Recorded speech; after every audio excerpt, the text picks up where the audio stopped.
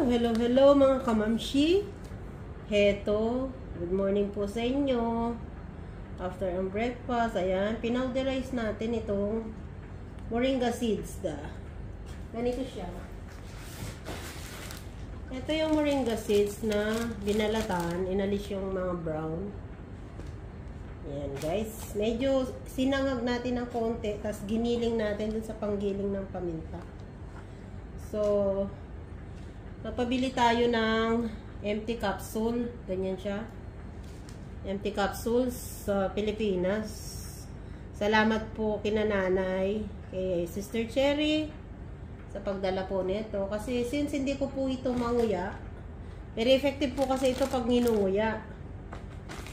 Pag ninuya kasi ang pait. Kaya, ito nung inaisip ko, gawa na lang ako ng sarili kong capsules para makainom po ako. Ganyan po siya, oh. After ko siyang giniling, pinainit ng konti sinangag ng konti, kaya medyo brown. Ayan, magre-refill naman na tayo ngayon. Ayan. Ito yung cup niya. Ayan, guys.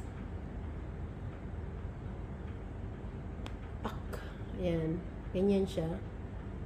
So, ito na yung nagawa ko.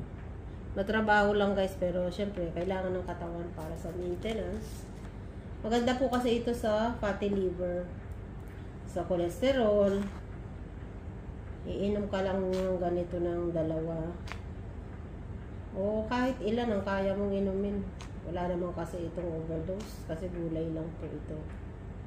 Napakaganda po ito sa fatty liver. Tested ko na po ito, yung dahon.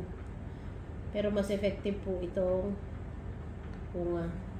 Bunga ito na yung gumulang na, yung matuyo na, yung naging brown.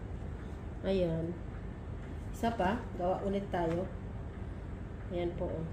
Ganyan po siya.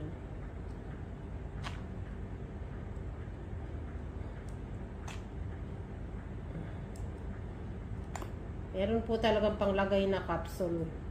Pang filling ng capsule, kaso hindi po ako nakapagpabili, so ibili na lang po ako pag uwi.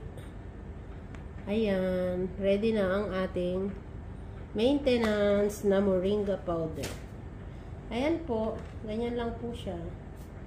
Tapos pag in-stock po natin to, lalagyan natin ng ito, meron ako dito Magliligay po tayo ng silica gel. Yung food grade po. Yan. Food grade po yan. Yan po. Ilalagay natin dito para pag nilagay dito itong mga capsule, hindi po siya moist. Ayan. Ito yung lalagyan. Gagawin kong lalagyan. Ayan. Ayan na po siya. Oh. Bye-bye. Yun lang po. Bye-bye.